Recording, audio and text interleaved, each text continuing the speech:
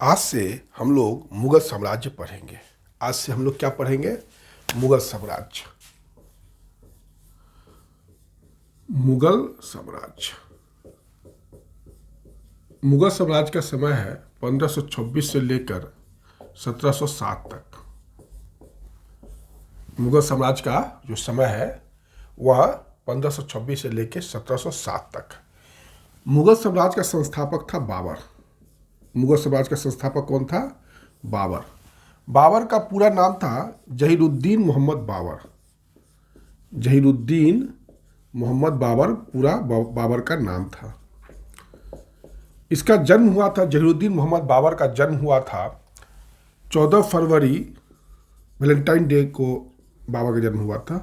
14 फरवरी 1483 को बाबर का जन्म हुआ था। और कहाँ जन्म हुआ था? तो मावड़ा उन्नर।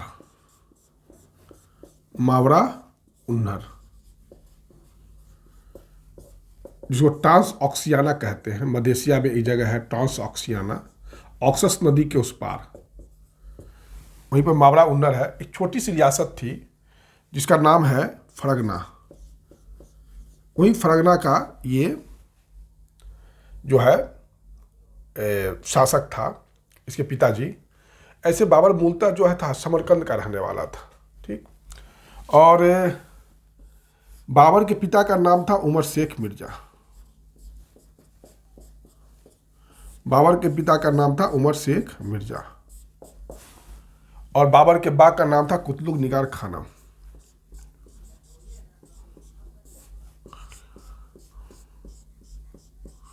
कुतलुग निगार खानम। बाबर के पिता का क्या नाम था? उमर शेख मिर्जा। और माँ का क्या नाम था? कुतलुग निगार खानम। बाबर, मुगल साम्राज्य का संस्थापक कौन था? बाबर। और बाबर का जो समय है 1526 से लेकर 1530 तक बाबर मुगल साम्राज्य का भारत में राजा था, शासक था।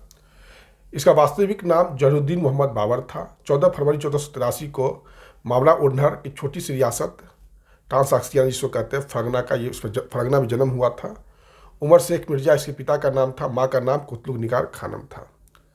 बाबर जो था पिता की ओर से तैमूर का 14वां वंशज था और माँ की ओर से चंगेज खान का 5वां वंशज था। बाबर के खून में दो योद्धाओं का खून बह रहा था। एक तरफ तैमूर का खून बह रहा था और एक तरफ चंगेज खान का खून बह रहा था।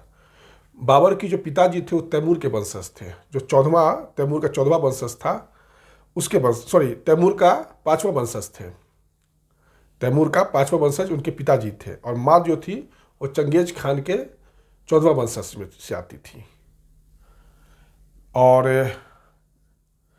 बाबर जो है 1494 ईस्वी में बाबर के पिता की मृत्यु हो गई। जब बाबर 11 साल का था तो बाबर फरगना का शासक बना। बाबर जो है फरगना का शासक बना 11 साल की अवस्था में। 11 साल की अवस्था में।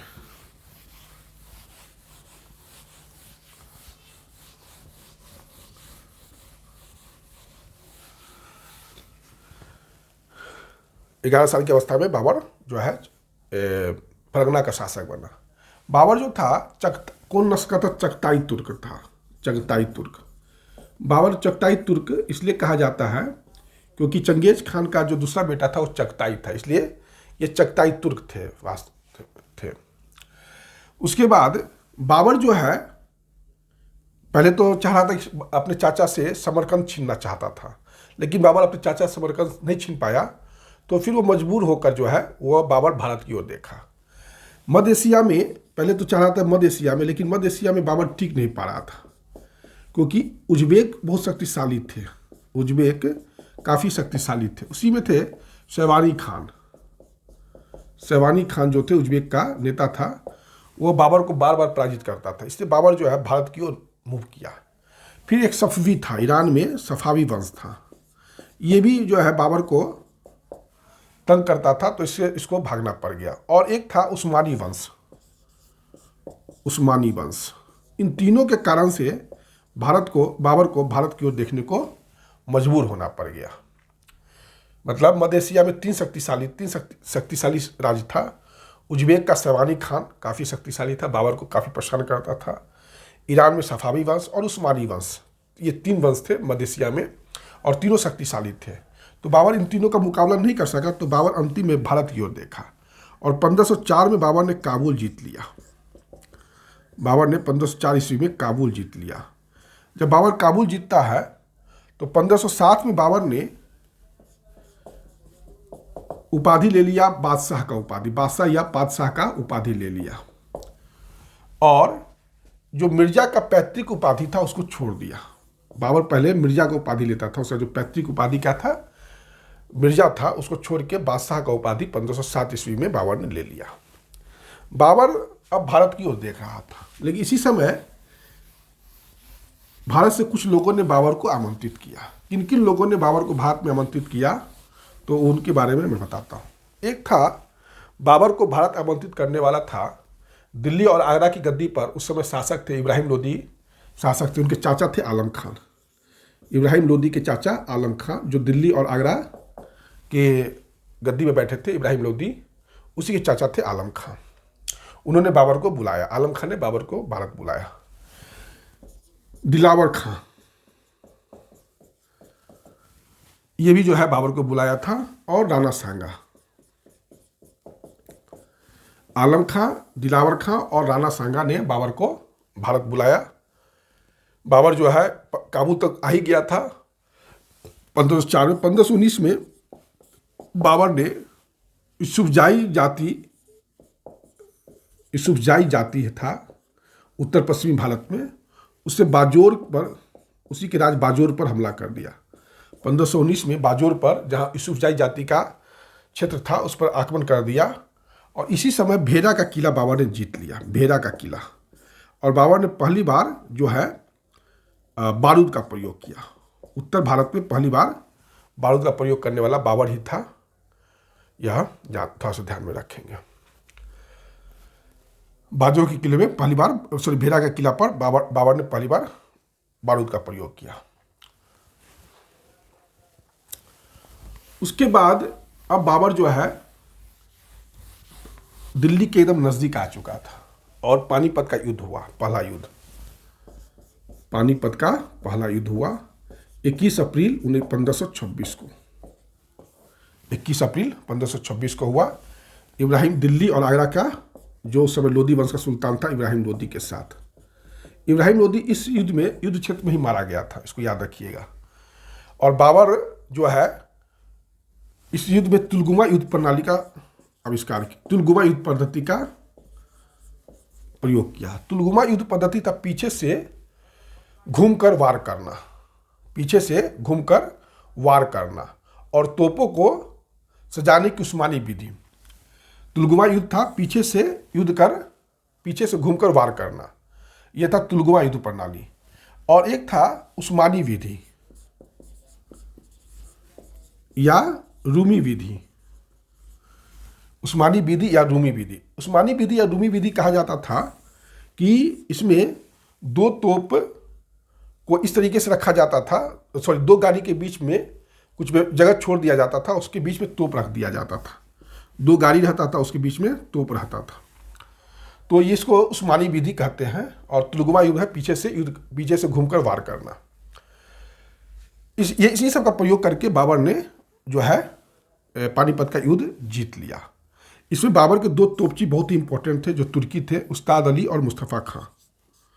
उस्ताद अली बहुत अच्छे तोपची थे, और मुस्तफ़ा खां के प्रयास से, जो तुर्की अधिकारी थे, बाबर ने पानीपत का पहला युद्ध जीत लिया। जब बाबर पानीपत का पहला युद्ध जीता तो वह जो है काबुल गया था, और काबुल में खुलकर जो है पैसा बांटा।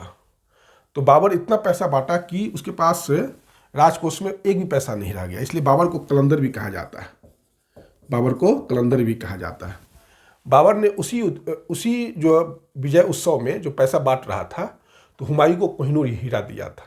कोहिनूर हीरा हुमायूं ने जब आगरा और ग्वालियर, आगरा के बाद ग्वालियर पर जब आक्रमण किया था, तो विक्रमजीत ने उसको दिया था। हुमायूं को विक्रमजीत ने कोहिनूर हीरा दिया था, और हुमायूं ने फिर बाबर को दे दिया था। तो जब पैसा बांट रहा था काबुल में पानीपत के प्रथम युद्ध के बाद, तो हुमायूं को कोहिनूर हीरा दे दिया और बाकी लोगों को काफ़ी पैसा दिया, इसलिए बाबर काफ़ी गरीब हो गया। इसलिए बाबर को कलंदर कहा जाता है।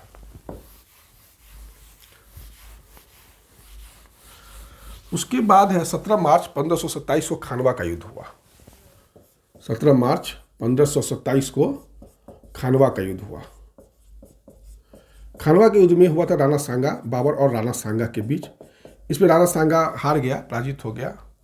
हसन खां भी जो है, हसन खां मेवाती जो है राणा सांगा के साथ लड़ा था। उसके बाद हसन खां महमूद लोदी और मेदिनी राय, ये सभी जो है राणा सांगा को साथ दिए थे। लेकिन राणा सांगा हार गया, बाबर जीत गया। बाबर ने इस युद्ध में गाजी का उपाधि लिया। जीतने के बाद जिहाद का नारा दिया बाबर ने, और मुसलमानों को कहा, मुसलमान व्यापारियों को कहा कि हम अगर खानवा का युद्ध जीत जाते हैं तो आप लोगों से व्यापारी कर, तमगा कर हटा लेंगे। तो ये करके बाबर ने खानवा का युद्ध जीत लिया। जब बाबर खानवा का युद्ध जीत लिया तो बाबर ने 29 जनवरी 1528 को जो चंदेरी का युद्ध लड़ा और मेदिनी राय को पराजित किया। मेदिनी राय को इसलिए पराजित किया था क्योंकि मेदिनी राय ने खानवा के युद्ध में राणा सांगा को साथ दिया था। यहीं पर बाबर ने राजपूतों का सर काट काट के जो है बिनार बना दिया था। और चंदेरी राय की 2 बेटी थी, एक की बेटी का शादी कामरान के साथ किया और अपने बेटे कामरान के साथ किया, और दूसरे बेटी की शादी हुमायूं के साथ किया था। तो यही से जो है पहली बार राजपूतों और मुसलमानों में वैवाहिक संबंधों की शुरुआत हुई। बाबर ने ही शुरू कर दिया था। उसके बाद घाघरा का युद्ध हुआ था 6 मई 1529 को। घाघरा का युद्ध कब हुआ था? 6 मई 1529 को।